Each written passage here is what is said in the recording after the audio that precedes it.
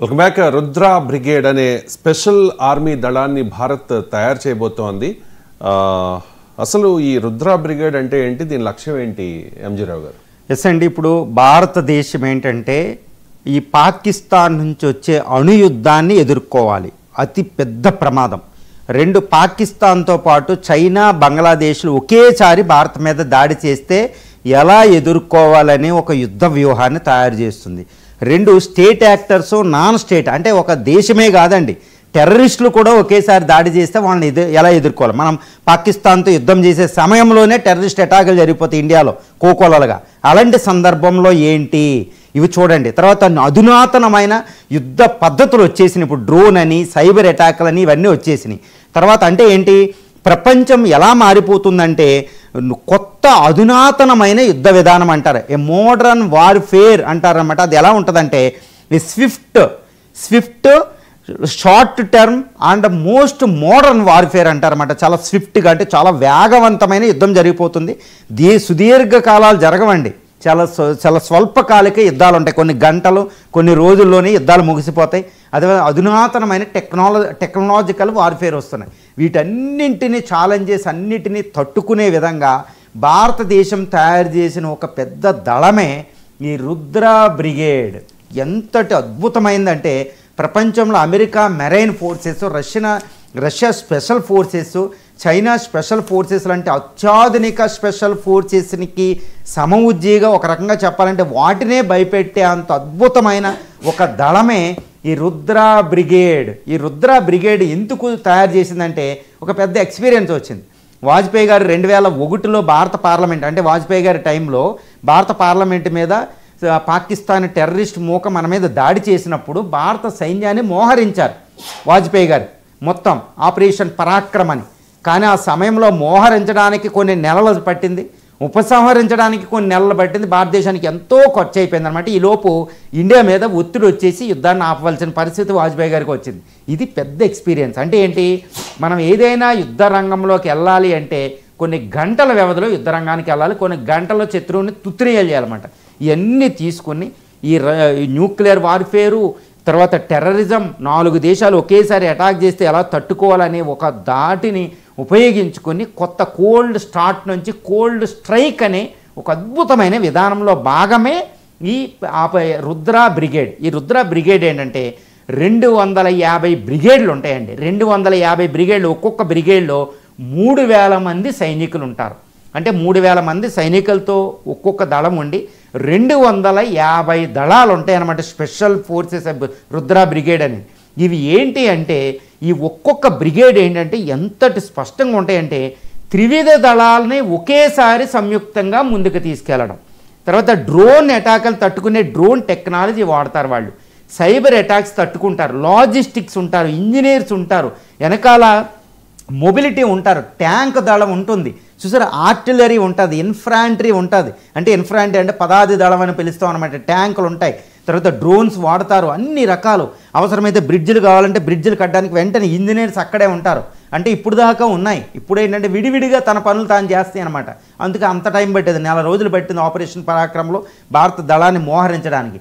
ఇప్పుడు కొన్ని గంటల వ్యవధిలో త్రివిధ దళాలు, drone forces, tank forces, infantry, engineers, combatants వెనకాల అన్ని సపోర్ట్తో దిగిపోతారన్నమాట. ఇంతటి లైటనింగ్ ఫోర్స్ అంటే ఒక మెరుపు వేగంతో అక్కడ యుద్ధాల రంగంలోకి వెళ్ళిపోతారన్నమాట. వెళ్ళిపోయి ఇంకా శత్రువు మేల్కోవడానికి కూడా వీలుండదు, శత్రువుని తుత్తునేలు చేస్తారు కొన్ని గంటలు. అదే స్విఫ్ట్ వార్, మోడర్న్ వార్ఫేర్ తయారు చేయడం. అంటే ఇండియా ప్రపంచంలోని అత్యాధునిక దళాన్ని తయారు చేసింది ఈ రుద్ర బ్రిగేడ్తో. ఇప్పటికే ఈ రుద్ర బ్రిగేడ్ ఎక్కడ మోహరిస్తున్నారంటే LAOC అంటే ఇండియా పాకిస్తాన్ బౌండరీ వెంబడి, LOC, LAC అంటే లడఖ్లోను, సిక్కింలోను, మెక్మోహన్ వెంబడి చైనాతో బార్డర్లో వీళ్ళని మోహరింపజేస్తున్నారు. వీళ్ళు ఇంకోటి ఏంటంటే డెజర్ట్లో పనిచేస్తారు, ఎడారి ప్రాంతాల్లో, పర్వత ప్రాంతాల్లో, గడ్డగట్టే ప్రాంతంలో పనిచేస్తారు, మైదాన ప్రాంతాల్లో పనిచేస్తారు, అడవుల్లో పనిచేస్తారు. అంటే అన్ని వాతావరణ పరిస్థితులను తట్టుకునే విధంగా పనిచేస్తారన్నమాట. ఈ రుద్ర బ్రిగేడ్ని పరీక్షించడానికే, శత్రు దేశాలకు చూపించడానికే భారత ప్రభుత్వం రీసెంట్గా నిర్వహించిన ఆపరేషనే ఆపరేషన్ త్రిశూల్. చాలా గుర్తుపెట్టుకోవాలి. ఈ రుద్ర బ్రిగేడ్ యొక్క శక్తి సామర్థ్యాలు ఈరోజు ప్రపంచం చూసింది. పాకిస్తాన్ వణికిపోతుంది, చైనా వణుకుతుంది. నేనేదో వణుకుతుందని కాదండి, నిజంగా వణుకుతున్నాయి. ఎందుకంటే అంతటి శక్తివంతమైన అధునాతన దళాన్ని తయారు చేసాం.